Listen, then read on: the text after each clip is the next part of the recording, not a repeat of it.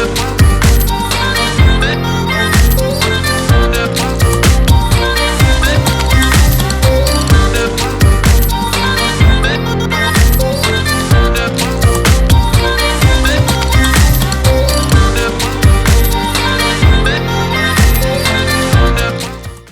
morning, and thank you for joining me on another episode of the Roundtable Talk Show. I am your host, Sharifa Hardy, and I have an exciting show for you today.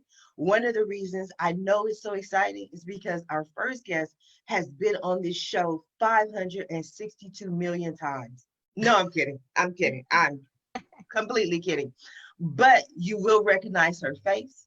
You will recognize her name. And most importantly, I think by now, you're going to start to recognize her brand. And that's what we do here. We talk about our businesses, our life, and what we do. But before I bring her on, I'm going to ask you to do what I always ask you to do.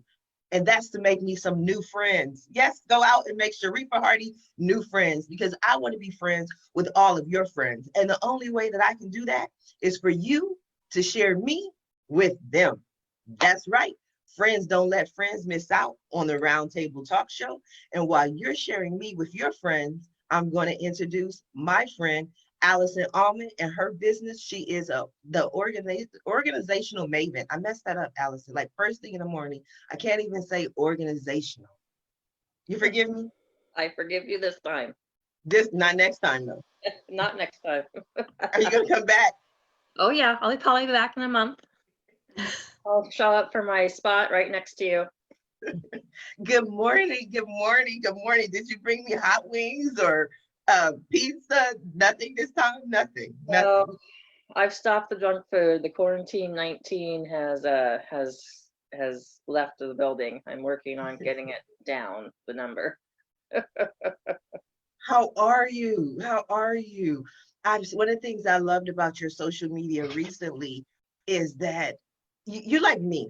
And I don't know what everybody else on the panel believes, but Alice and I love to talk about astrology because we'll be like, that's the Aries thing. That's the Aries way. We love that Aries energy, which we are, but it's like we go in cycles, right? It's like all of a sudden it's quiet. And then it's like all these Facebook posts and you were a little quiet. And then you start talking about your networking. And then all of a sudden you were like, deal closed, deal closed, deal closed, deal. I'm like, go, Allison, make that money. What have you been up to lately? I've been back at work since May 5th. I'm a home organizer that specializes in garage organizing. I'm known as the organization maven, and I'm here in Southern California. I specialize in garages because I noticed there's a big need for it. I do still organize closets and kitchens and whatnot, but most people are now turning their garages into home gyms. So there's been a sudden influx of people looking for garage organizers. So I've been out doing consultations and meeting new people and still networking. And so it's been really great seeing the shift that people, I guess, are more accepting of being home, or maybe the need that they, don't want to go out to a gym because of social distancing and wearing a mask, which is great for me because people's garages are full. And so it's my job to organize it and make their dream come true of having it be a home gym or a home space outside of the rest of their family, like their escape room, or I wouldn't call it really a man cave, just people are escaping to their garages to get away from the people in the house. That's news to me. I didn't know that. I didn't even know that.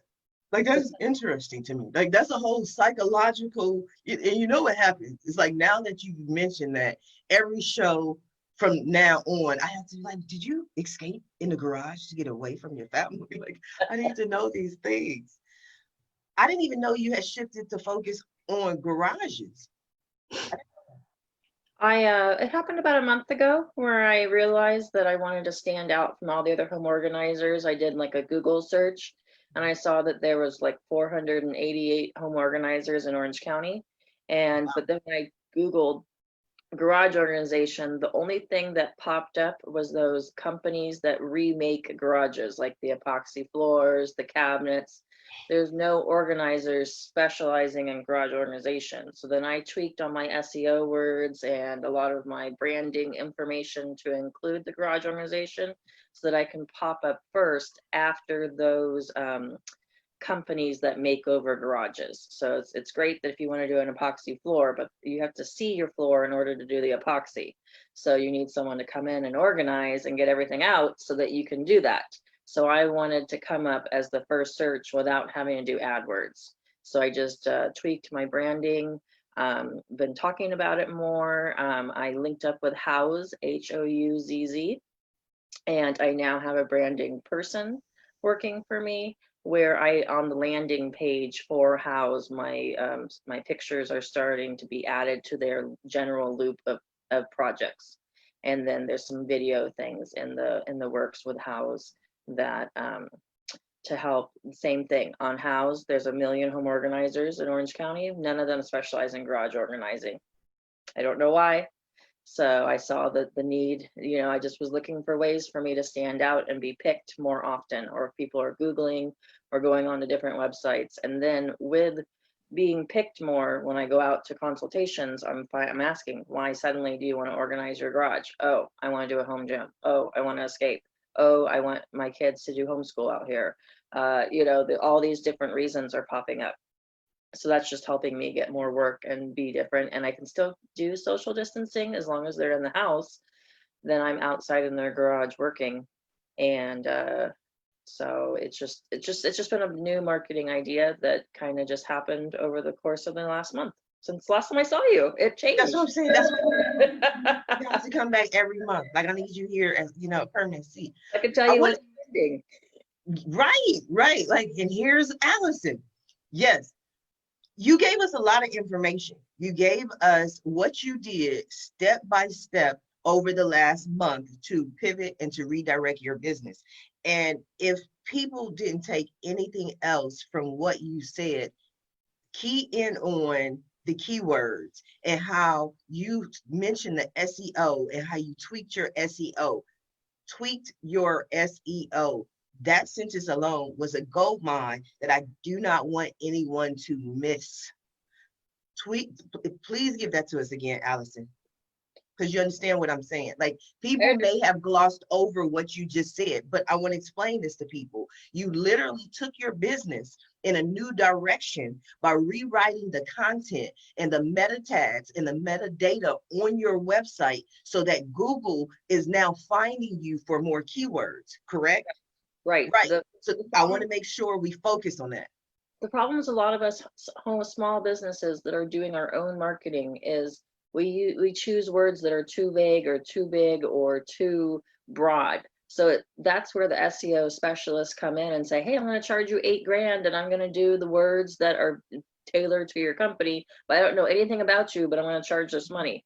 So I just went through and looked.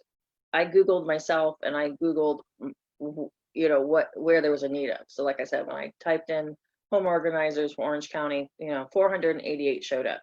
And I was like probably on the 8th page on Google search, and no one goes past the first 5. I mean, just no one, rare, unless you're looking for something unique, you'll go to page 2. But for the most part, you just look at that first page, you call people, you're done. So I just thought, okay, there's no garage organizers. Let's just start changing my keywords and on my website to match garage organization so that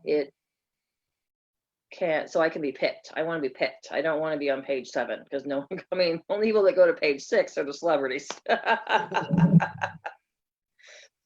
I love it. I think that's wonderful. That's why I always enjoy having you here on the show, because we always learn so much. And it also allows me the opportunity to follow your journey. I definitely have more questions for you. I want to go over to our next guest, Miss Carla D. And she is interesting because she's the author of Right to Influence. And one of the terms that has been kicked around these days in the last 10 years or maybe 5 years is this term influencer. Right? Everyone wants an influencer for their company. Everyone wants to be an influencer if they're a company or a figurehead. So I want to discuss this with Carla. Good morning, Carla. How are you? Good. I'm fine. Thank you for having me on your show. You are welcome. Thank you for joining me. Is it my, first of all, Okay. Is it my imagination, or is this influencer word more relevant in today than it ever has before? Or maybe we just called it by another name. Maybe we just knew that celebrities sold things. They sold books, they sold content, they sold products. Anytime you are communicating with anybody, you are trying to influence. Mhm. So what I focus on is empowering people, teaching them how to write or communicate better so that their message is more concise, precise, focused, and effective. Mhm. And the title for the book, Right to Influence, is precisely that. I learned this. I spent 30 years active duty in the Air Force, and throughout my career, powerful writing was central to my success. I learned firsthand that powerful writing changes lives. I was a squadron commander at one point, responsible for 480 wonderful young men and women, but it was the most losing unit in the island in statewide quarterly and professional and annual awards, because the supervisors could not tell the stories of what their subordinates had accomplished. So I taught them how to write. We became the unit to beat, and I ended up teaching my methodology for the next 15 years to thousands of people in the Air Force. So I transformed all that to apply to businesses and corporations and academia and NGOs, and that's what Right to Influence is all about. It empowers you through the strength of your own written word if you just know how to craft the message. What are some tips? What are some strategies? What are some guidelines that we should keep in mind if we want to write to influence?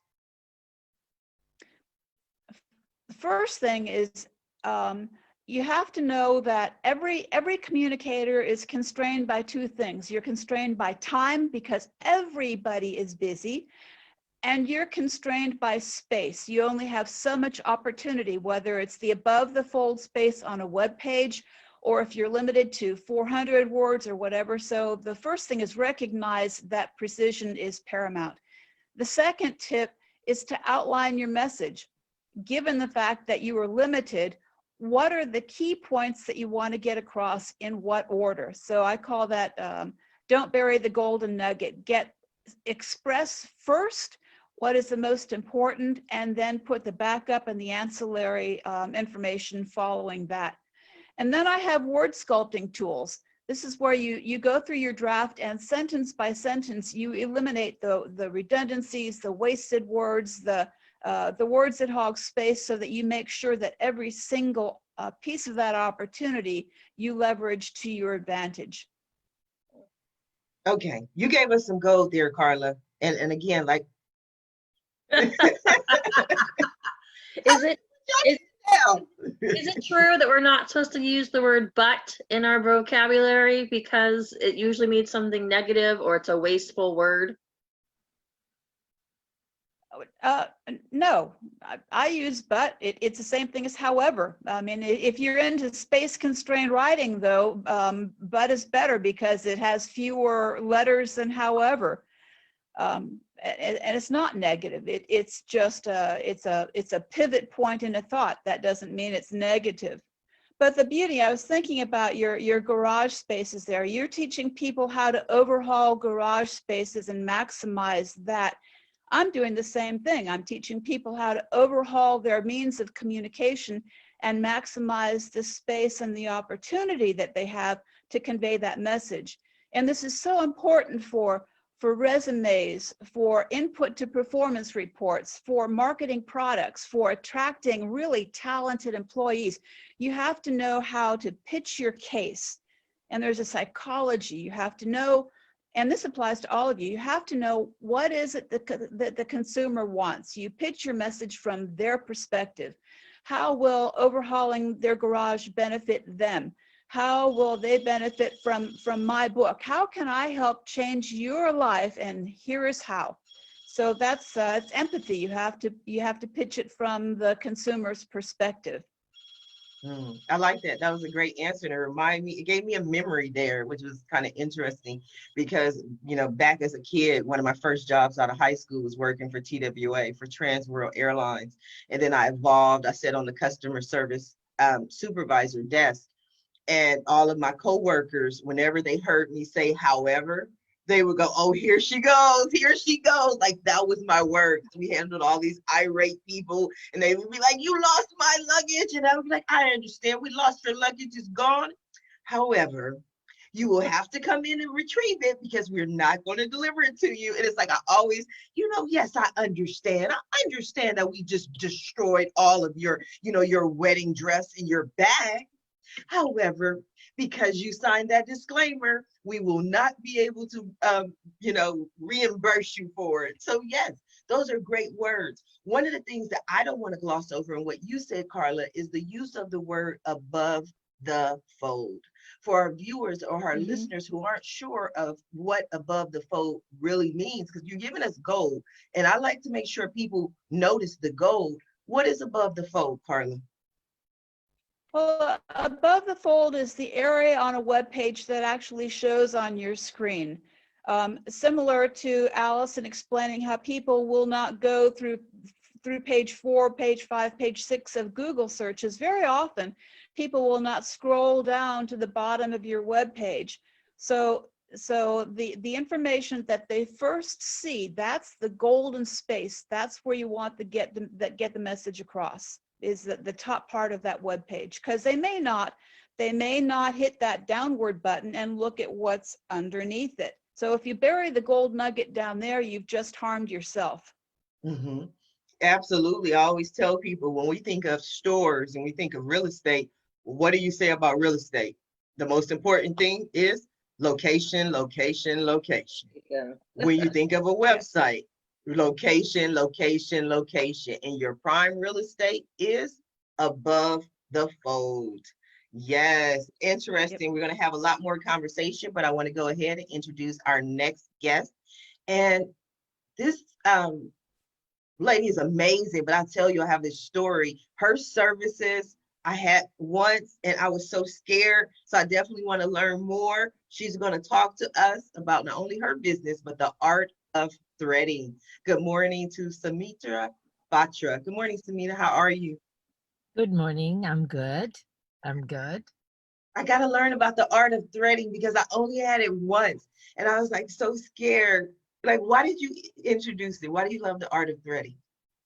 The art of threading is an Eastern art form of hair removal that uses a piece of thread that is then twisted, and it removes the hair from the follicle. The twisted part actually grabs the hair and we remove it from the follicle. It is a very prevalent street art form in Southeast Asia and the Middle East. Mm-hmm. And our company Ziba Beauty brought it to the United States 33 years ago. Actually, we used to live in Long Beach, and Oh, wow. we used to come to Artesia, where Little India sits, and we used to come to get our groceries and just sort of like get a little bit of a cultural experience for us. Mm-hmm. We used to come here, and when my mom lost her job, she decided to go ahead and open up a salon that specialized in threading and Indian Eastern services like mehndi and threading. And that's how we basically started the business. Yes, but you don't just have one salon. No. It is 33 years later. She's retired. Although she's retired and coming to this building every day now since COVID. And we pre-COVID had 14 studios, 120 employees, servicing about 45,000 customers a month. Amazing. Amazing. Some companies would love to get 45,000 customers in a year. Yes. Or 2 years, Yes. So it's amazing that, sometimes I'm amazed by some things that are considered like the simplest thing. Okay, you get some thread, you remove the hair, and this is a multi-billion dollar industry. But I was amazed because, like I said, the first time I always have my eyebrows waxed, right? Like that's my thing. Like I get them waxed. I need them waxed now, but forgive me, it's a quarantine. But someone introduced it, and they were like, you got to get your eyebrows threaded. And I was like, threaded? What is threaded? Like, hadn't even heard of the term. And so they were like, you got to go. It's like so cool because it's an experience. Like, you have all these ladies that are around you, and then you do, at least at this place, and I don't remember the company name, forgive me, but like they did facials, and it was like almost like an experience. And I thought it was just so interesting. But I found that the threading gave me a cleaner line than when I used the wax. Was that my imagination? No, with waxing, you have to wait for the hair to be a certain length for the wax to actually grab the hair and pull it out of the follicle. With threading, the artist has a lot of control. We can grab the hair sometimes just before it's about to pop out, and or, you know, it doesn't have to be very long. We can take out a whole line at a time, or we can take a single hair out at a time. Whereas with waxing, it's linear. You know, you just have to put the strip. So with the reason a lot of people prefer threading over waxing is because you really can get the absolute most beautiful shape possible for every brow. Everybody's brows are different. They suit you to your face, and we're able to have control. So we're able to give you the best possible shape for your eyebrows with threading. And you don't have a lot of this, and you also don't have a lot of with waxing, you are exfoliating you're actually removing the top layer of our skin is always dead skin. And so a lot of people get rashes and irritations with waxing that they don't get with threading. It's just a mild exfoliation. So that's why people prefer it. When I get my eyebrows waxed, I look sunburned because they pull off all the skin. So then I look sunburned around my eyebrows, and it looks really creepy for a while. So with threading, you'll get just a little bit of, with threading, you just get a little bit of redness because it's almost like scrubbing your face. It's a mild exfoliation versus, you know, it's a little bit more extreme. Waxing, we do waxing, but the waxing is more recommended for your body than for your face. That's good to know. During the COVID time, we all don't have a choice, but you know, usually I would never be a proponent of waxing your face. I've done threading before, but it was probably about 10 years ago when I was introduced to it. I forget where I was. I think I was getting my nails done or something, and then they're like, "Hey, we gotta wait for your nails to dry. Let's go thread your eyebrows." And I go, "Okay." Blonde eyebrows, you can't even see them, but okay. It's funny how you get introduced to different things, but it's just all interesting to me, and I love learning. And it's a certain sex appeal to a lot of different things with the industry. For instance, henna art, right? You're a henna artist, whereas people will say, oh, that tattoo, don't get that tattoo, like, don't do that to your body. But then you see henna art, and it's like, oh my God, that is so beautiful, especially henna art at a wedding when everybody, oh, I just love it. You're a henna artist as well, Sunita. Yes, I'm a published author with a book called The Art of Mehndi, published by Penguin Viking and Carlton Books. It's had a second edition. I've you know, henna is again another street art form from Southeast Asia, very prevalent in India and Pakistan. We use it. It's considered to bring you good luck and good fortune. And it is a form of celebration. Henna is a plant, and its extract, when ground and applied on skin, leaves a tattoo effect, which is anywhere from a bright orange to a deep burgundy that lasts anywhere from 10 days to 3 weeks. So it's sort of like a temporary tattoo. If you break up with your boyfriend, you're not married to the married to the tattoo. So that's interesting. That's funny. So that's, you know, because sometimes we have these certain beliefs. Like, is it one of those where you get your boyfriend name and it lasts 2 days? That's not a good sign. Like, it washed away. That means this is gonna be a short relationship. Well, actually, when we get married, there is a saying that the darker the color, the more the bride is loved by her mother-in-law. And, you know, when you really start to think and look deeper into a statement, you know, you can find where the truth is coming from. Today, henna is done in the form of like a mini cake decorating tube. Mhm. and sort of we fill it up, and that's the kind of like that's our medium. But Mhm. in the olden times, they used to make the paste almost toothpaste consistency, and they would sort of like, you know how if you put something pasty in your hand and you get like a little point when you do this, they Yes. used to kind of do this, draw a line, do this, draw a line, and it would take like, we paint, it was our traditional jewelry, really, Mhm. it was very ironic because it's the great unifier Okay. in a country where racism or a caste system is very, very prevalent. A Hindu's daughter and a Muslim's daughter, a rich person's daughter and a poor person's daughter, everybody, when they get married, they get their henna, they get their hands and Oh. feet decorated with henna. So it's a great equalizer. It has broken all castes and all religious barriers, and it's just the great equalizer. And with henna, what they used to do is they used to take a long time. So a woman or a bride that had the patience of getting that henna done and stay with it overnight, which gives you the depth of color, really actually had a lot of patience. And when you're in a joint family and you have a lot of patience, of course your mother-in-law is going to love you because Mhm. you're a very patient person. So the messaging has a reason, it has a origination, and most of us don't take the time to truly look at why is this being said. Mhm. The early bird gets the The worm. worm.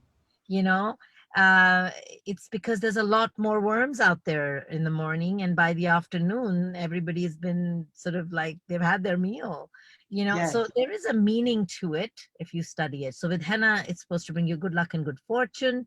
Um, that good luck and good fortune was associated with, it was a form of celebration. We do it before we have a child, we do it before we're getting married, we do it during festivals. Mhm. And so those are considered things that are good in your Mhm. life. And so it got associated with celebration and good luck and good fortune. So I I am an like that though. artist, but I used to do henna. Mhm. But with the amount of work and everything that I had to do, now I'm much more of a creative artistic director. I guide because I've kind of developed somewhat of a carpal tunnel. Um, but Oh. I'm but sorry to hear that, but I like yeah. the analogy about the good fortune and the mother-in-law, because like you said, there's more to it. Like the early bird gets the worm, is because with patience, if she's impatient and halfway through or a quarter way through, she gets up, I'm not doing this, I'm mad, forget this, then the mother-in-law automatically knows how she's going to respond and react to certain circumstance, whether And she's she going to will be patient. respond like that. That is how she will respond. Yes. Personality shows. So obviously, no one, whether it's mother-in-law, brother-in-law, husband, no one's going to, I think you love the people that give you the most patience. Oh, that is beautiful. I'm taking a lot of little nuggets from today's show, but I definitely want to Oh, go hop I have on. a Oh, question. I saw that the white henna was trending before COVID. I don't know. I start watching something on Facebook, and then like 8 videos later, other things pop up. And so somehow I got added to the white henna list. Did you notice that before? And is there any kind of like, why did the white henna come out? Explain that. Um, uh, the henna in its natural form is only, or it's a green herb that releases an orange dye, orange to deep burgundy dye. So that is natural henna. The United States and the Western world wants color, and so that's body art. And so there is a difference. They call it henna, but it really isn't henna. Okay. Henna in its natural form only releases one color. There is no such thing as black, purple, red, um, Okay. white henna. Because I saw like people getting like their wedding, they had their wedding dress on, and then they were doing all the intricate designs, but the ink was white. And I was like, where'd they get that? What plant did that come from? Actually, I was one of the first people to do that. And I was hired by for a photo shoot for Pantene, and there was um, it was the model was wearing a white bridal dress, and I just didn't feel that the henna in its original form would go with the shoot. So I decided to do I decided to use white body paint and paint henna designs on her so that it would match the dress. With us, our colors, when we get married, our colors are bright. I mean, our wedding dress is red, you know, I'm gonna need one of those colors. And so the orange and the burgundy kind of goes with those colors. Whereas with white, it can stand out and not everybody wants that. So a lot of people are just interpreting and creating almost like, you know, you get earrings to match. It is an accessory after all. And so people are just sort of, it's their interpretation, what they're attracted to. I think that's wonderful. I think that's beautiful. I think it has a lot of history. You know what I mean? I love history, and I love learning the history behind certain things. Now, I definitely want to introduce our next guest, Reverend Stephanie. And I think Reverend Stephanie's bio is just amazing. She has like 20 different hats. She doesn't have any of the hats on now, but she has 20 different hats. She's just a metaphysical woman. She does healing. She does so much. Good morning, Reverend Stephanie. How are you? Good morning, Sharifa. Thanks for having me on the show. You are so welcome. Tell the people just a little bit about some of the things that you do. Okay, but first, before I do that, I just want to say thank you, Sumita, for your lovely talk on henna. And as I was listening to you, I had an awareness that I hadn't had before, and I want to share that. In June last year, I was in Egypt with Reverend Michael Beckwith from the Agape community in LA. He was my ministerial school teacher, and I hadn't seen him for many years, and I joined this trip to Egypt with him. And on that trip, I met my husband, who I'm now married to. Oh, wow. He was a member of that group. And on about the second or third day of the trip, we went to a little Nubian village to visit the temple of Ramses II. It's called Abu Simbel. And in the Nubian village, the ladies were doing henna designs, and all of the American guests were able to get their hands hennaed. So I had my hand hennaed, little knowing, and I didn't make the connection till today that I had already met my husband-to-be and didn't even know it. And within a few days of having my hand hennaed, we sat and talked together, and after that conversation, that first long conversation of about 2 or 3 hours, I went back to my hotel room and I thought, oh, this is the man I'm going to marry. I'm going to spend the rest of my life. And so now I'm seeing the henna as like a forerunner of a wedding. Didn't even connect before. Anyway, so now a long intro that has nothing to do with anything. But that's what we do here. No, it has something to do, is because one of the things that I've learned, and I began to see patterns in each of the show, is that I thought in my human mind that I had 5 different guests, right? But I began to see so many similarities. I began to see so many different connections. Like when Sumita was talking, she kept referring back to what Allison was saying, or Carla. It's like we're all connected. We're all one. And it's just beautiful to have a platform to be able to share these connections. It is, yeah. So Allison, my husband and I were just talking the other day about converting our garage to a gym. So thank you for that.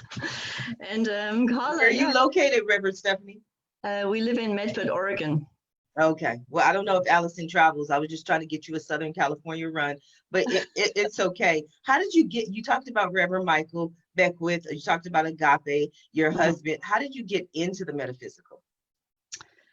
Well, I was beginning to develop spiritually in my early 20s. I lived in Amsterdam at that point, and I was busy training to be a hippie, and I never really succeeded. I'm a failed hippie, but I got into esoteric stuff, and I studied astrology and psychic healing and everything I could study that was non-academic. I come from an academic background, and in Amsterdam, I just rebelled and I studied whatever I could that was different, that was spiritual.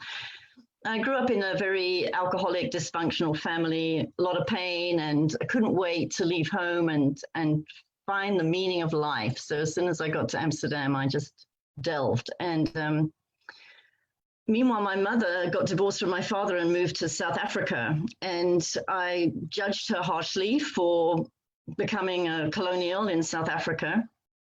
And I wasn't speaking to her, just decided to cut her out because of her politics and her racist point of view. And then she invited me to come and visit her in South Africa. And I booked a 2-month trip. And I really thought, I'm just going to go for 2 months. I'm going to hate the system. I'm going to hate everything about South African politics. This was the mid 1980s, 1985. So apartheid was still in full swing at that point. So I thought I'd hate it. But the first night I got to South Africa and I had a really bad headache, and I decided that I would meditate to try and get some relief from this headache of mine. And while I was meditating, I heard my inner voice say to me, I've brought you here, and now it's time to get on with the work. And I didn't know really what that meant, except that I had the feeling that I had to fix apartheid single-handed. I was a little grandiose at the time. So soon after that, I discovered the First Church of Religious Science, which is a metaphysical church. Now the name for that church is Centers for Spiritual Living, so it's changed its name. Nothing to do with Scientology. Does have some connections with Christian Science, but so the main tenet of the teaching is that your thoughts create your reality. That's the bottom line. So we're all responsible for what we create in our lives. Anyway, I joined the classes, and very soon I got the inner guidance that I needed to go to California to train to be a minister in the teaching. And I had a big vision at the time. I had a big vision for a multiracial ministry. Now in South Africa at the time, it's hard to even imagine or believe. I think everyone here is from America. I know you're from India, Sumita, but in South Africa, really under apartheid, the division was extreme. It was schizophrenic. So we would go to our white church and we wouldn't have any black members in the congregation. But the teaching is about oneness. It's about how we're all united, how we're all one in the spirit. And the South Africans couldn't see the massive discrepancy between the teaching and what they were actually living in the society. But I had come from outside, so I could see it. I could see the hypocrisy in that. And my vision was to have a multiracial ministry in South Africa that would move towards healing the big division of apartheid. At the time that I had that vision, it was illegal. It was illegal for whites and blacks to meet together. So whenever I met with my black friends and black students, I was teaching English to some I was teaching English as a volunteer to some black domestic workers in a little private school that was set up by a friend of mine. But meeting with them was illegal. So I could have been jailed just for teaching a class to these black domestic workers. So at the time it was an illegal vision. But I went to America in 1989 and I started at another ministerial school, but people kept telling me in this ministerial school, you've got to meet Reverend Michael Beckwith, you've got to meet him. And the first time I went to his church, I saw what I wanted for South Africa. So I saw blacks, Hispanics, Asians, whites, a multicolored spiritual community, all holding hands, praying together, singing together, worshiping together. And I thought, great, Michael's done it in America, so I can do it in South Africa. He gave me the vision of possibility. I stayed in America for 10 years and finished my training with Reverend Michael. And then I went back to South Africa in 2000 and started my multiracial ministry.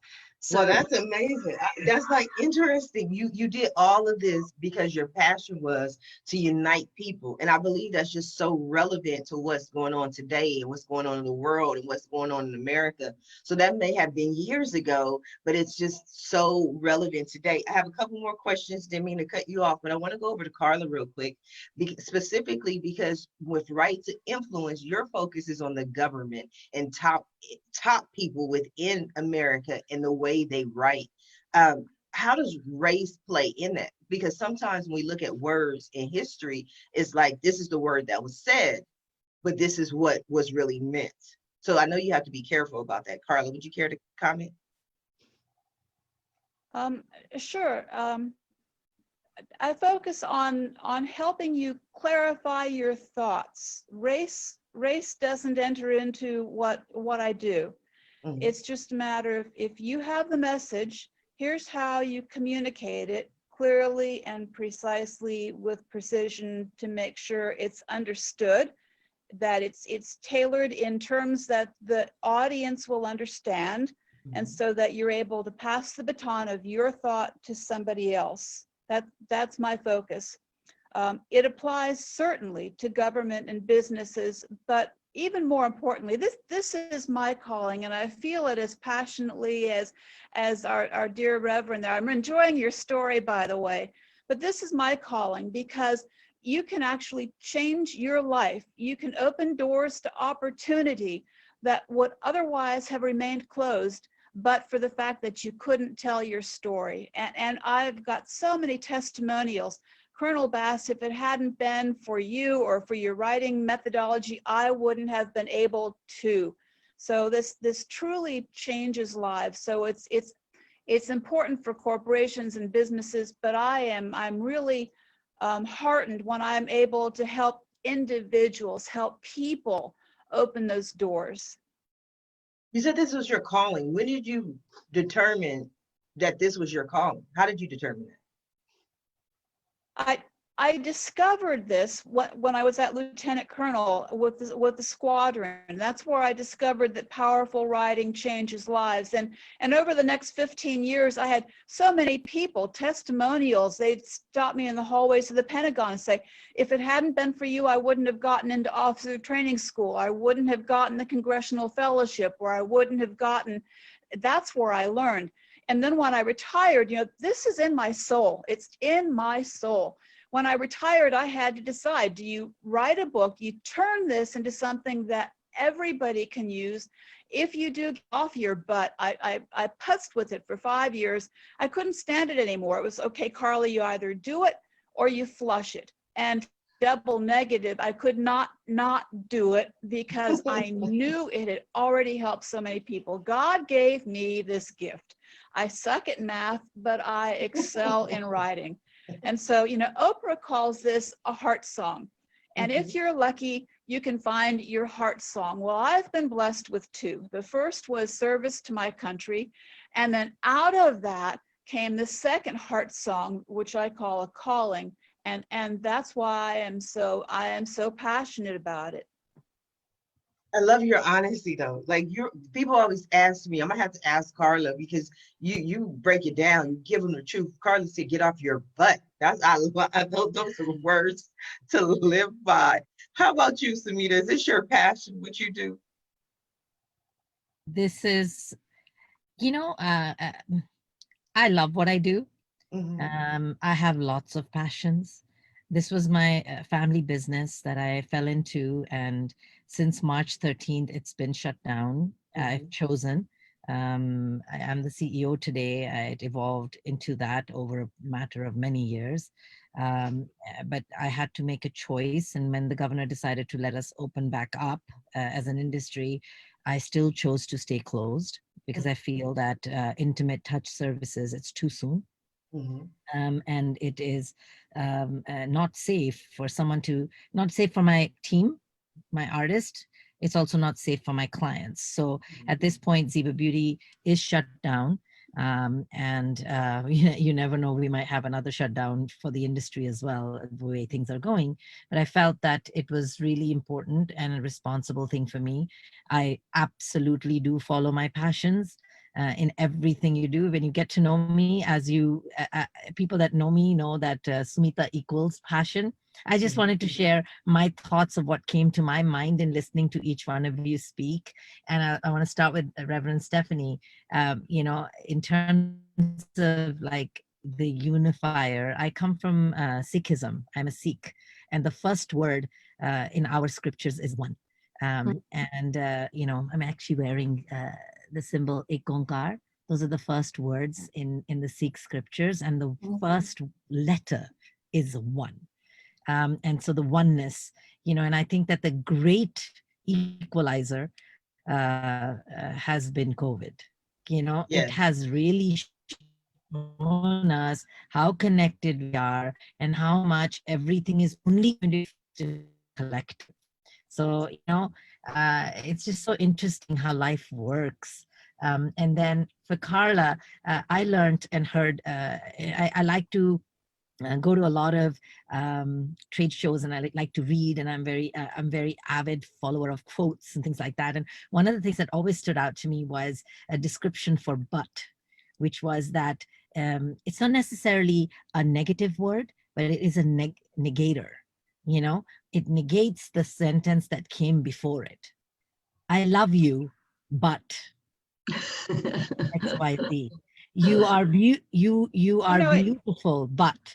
And so I was told to replace the word but with and. Mhm. I'm Well, sorry. I'm sorry we lost your luggage, and you're going to have to come pick it up instead of however or but. And Mhm. so I try my level best. Those are one of two examples that really changed my mindset in terms of I really try hard not to use the word but and replace it. I don't always succeed, but I try to, like, I just use it but, and I try to replace it with and I also try to replace instead of I have to do something with the word get. And so I think you as a writer would realize how powerful just the movement of one word can be, even an inflection, a comma, an emphasis, you know? Exactly. Two thoughts. The word but can also be a pivoter to something positive. If you deliver the bad news, it also is a way to find that silver lining in the cloud. Yes. So but is not always negative. It's just a pivoter. Yes. And have to instead of get, and you're right, I value every single word. So when someone needs to say I have to, I replace that with must. I must do such and such. That's awesome. I like that. It's just so much. It's so beautiful how words, like the word that is tricky for me, and this word I've been trying to get out of my vocabulary for years, is the word basically. Like I'll say, well, Allison basically organizes homes, and it's like, okay, she doesn't basically organize homes, or basically, she basically organized. It's like, no, she either does or she doesn't. It either is or it isn't, So I don't know why, but I always have the habit of saying basically. This is a great show.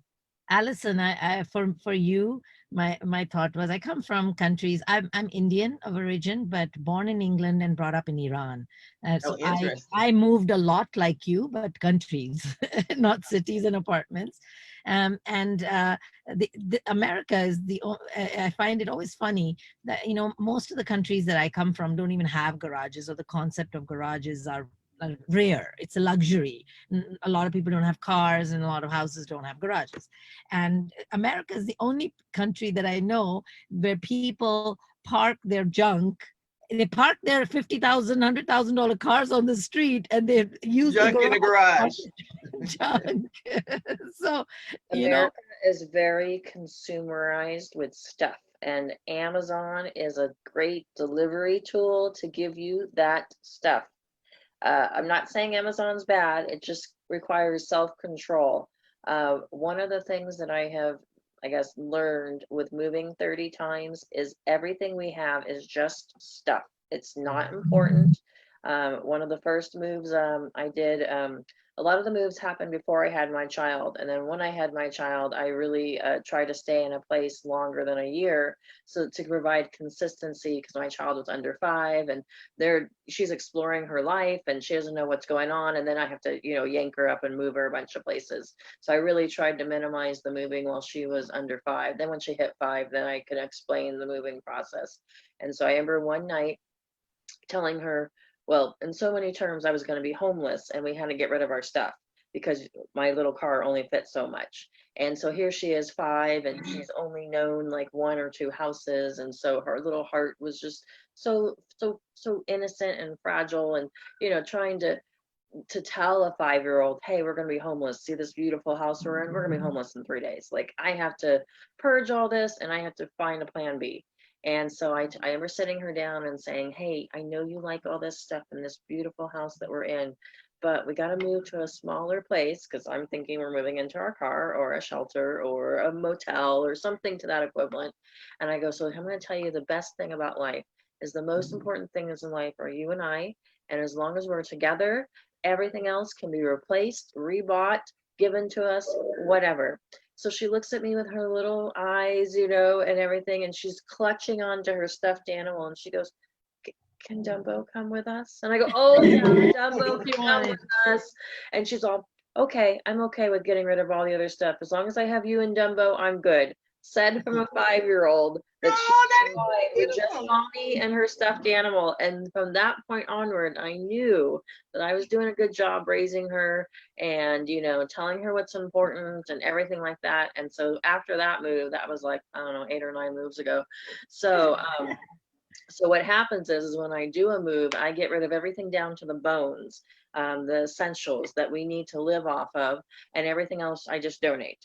And then we get into our next place, and a lot of times I don't know where we're going because you know, I have problems with my credit, and you know, people have high Southern California. You have to make 5 times your income to qualify, and you know, everything has to be written down, and you know, what you did 28 years ago pops up on your credit report randomly.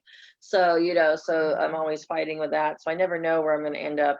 And so, so then once we get into a space, then I spread out our essentials and go, okay, we need a blender. Okay, I need this. Okay, I need that.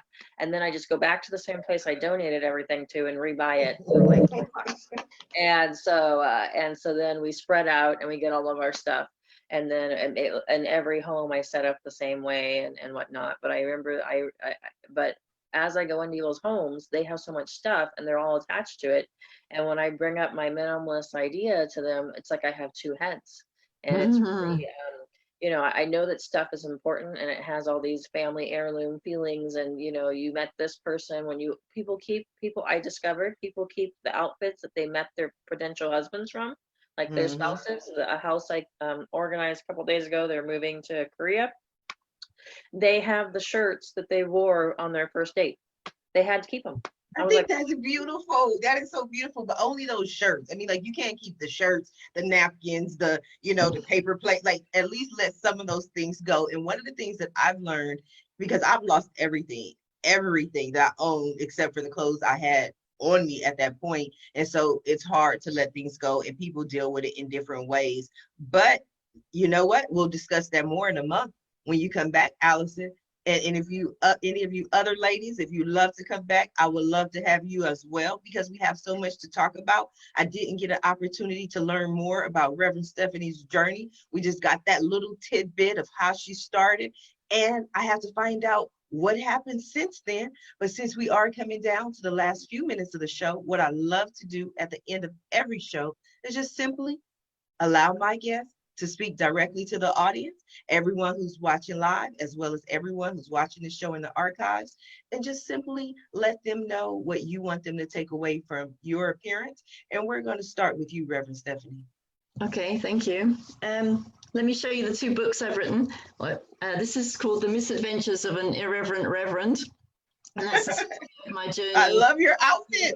Yeah, that's my ministerial robe that I graduated in, and I just hoiked it up a bit so you could see my stocking tops. And then here's my latest book, which I didn't get to talk about yet, but it's called The Sex Goddess, Debunking the Mythology of God and Sex. So the 2 big drives in my life have been healing racism and healing sexism. And right now I'm focusing more on working with women. Most women have the feeling, what's wrong with me and who's going to fix it? And that's what I address in my work. So I have got lots of different spiritual techniques to heal the damage that's been done by the patriarchy in our wiring, and to allow women to gain access to their divine inner power, their feminine power. Would you hold that book up again, please? I loved. The cover's amazing, hey? Yes. All it needs now is some henna, but other than that, it's perfect. Right. So my website is www.timelesstransitions.net. And I'll hand over to the other ladies. Thank you, everyone. I really enjoyed the conversation. I have as well. Please come back, Reverend Stephanie, because I want to read that book as well as ask some questions. Sumita, what do you have for us? I just wanted my message at the moment is that we pivoted the company since we've closed just to keep the lights on and pay the basic bills. We have been providing essential supplies like gloves and hand sanitizer and masks and things like that to our clients at affordable prices and good quality. It's available on our site, www.zibabeauty.com, Z-I-B-A beauty.com. And we have taken a stand to keep our studios closed until we feel it's safe. We did create, like you said, a multi-billion-dollar industry. We literally created the industry. We started it, both henna as well as threading. We're very proud of that. And today we take it as a responsibility to make sure that wherever you are, just look to us, look on our site, keep yourself informed, and allow us to help guide you to go out there for touch services when we feel it's safe. Even though it's very risky for us to take the stance and it could end up killing our 33-year-old family business, I just feel that, it is a very, very important decision. I can live with the demise of Ziba, but not with the demise of a human being. And so I think it's a very responsible thing to do. And for me, 2020, the word, it was so funny. Allison said that I help them preserve the essentials. And so for us, 2020, the word essential is going to be linked with 2020 forever.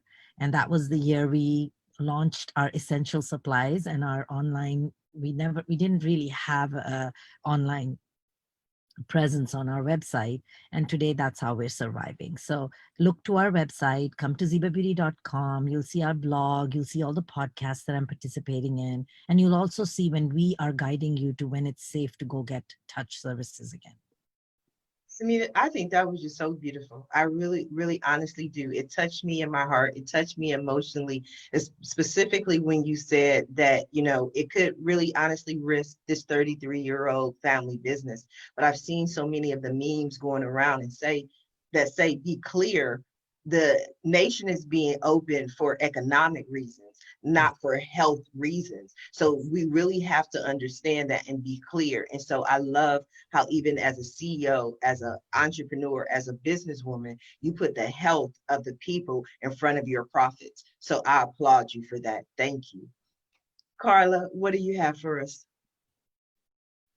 It's Dr. Stephanie, great to have your book. I didn't think about that. I have my card. I'm not sure if that's even showing or not. Right to Influence. Okay. Yes. Okay. My website is righttoinfluence.net. N-E-T. I would suggest to people you can take power over your own life by learning how to tell your story better. And my methodology is proven it works, and I would love to help you.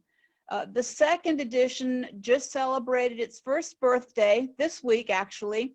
It has 70 more pages than the first edition. It now includes a chapter on grant writing, the essays for college applications, resumes, elevator speeches, and so much more. I provide webinars. I used to give workshops, but those have turned into a thing of the past right now. But I give webinars tailored on your products to your mission. So just visit my webpage, and you can reach me, email at carla@righttoinfluence.net. And I thank you for this opportunity.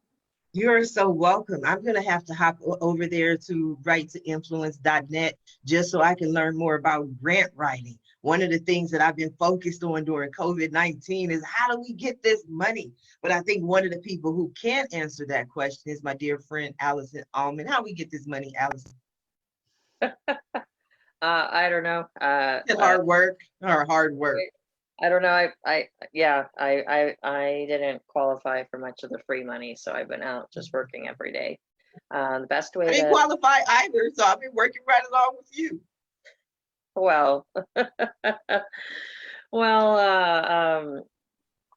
it's just everything has changed. Everything from all of our goals changed, and so it's all about, it's using however and must and adjusting and everything. everything has changed from the past couple months. But the best way to get in contact with me for any of your organizing dilemmas, I guess, or things that bother you because you sit and stare at it now that you're home, is through my website. It's www.allisonalmond.com. I don't really know what's happening next other than just working on these garages. I have just a lot of different things in the pipeline, and as I get permission to release and talk about more, I will at future shows. There's different things with TV networks happening, and so I'm just having to be quiet and be patient and pivot and help people and kind of just go from there. I love it. I love to help people. I love the pivot. I love the network. I love all of it. So you got to come back. AskSharifa.com. Select Be a Guest. Grab your next seat so we can find out what else is going on with you. But with that said, I want to thank you all. Thank you, beautiful ladies, for joining me today. Thank you for sharing your time, your information, your knowledge, your opinions. You're so vulnerable. And you know what? Please come back because there's so much going on and I would love your input. I especially want to thank everyone who tuned in to watch the show live, as well as everyone who watches the show in the archives. I definitely appreciate your support, but don't just support the show by watching the show. Our guests have a lot of information that I've included in the post. Please visit their website, check them out, see what they do, take advantage of their resources that they're offering you, but also follow them on social media. Follow them on Instagram, Twitter, find out what's going on with their business and stay up to date. Send them a message. And when you send them a message, please be sure to let them know Sharifa Hardy says hi. Until tomorrow morning at 8 a.m. Pacific Standard Time, everyone have a safe and a blessed day. Bye now.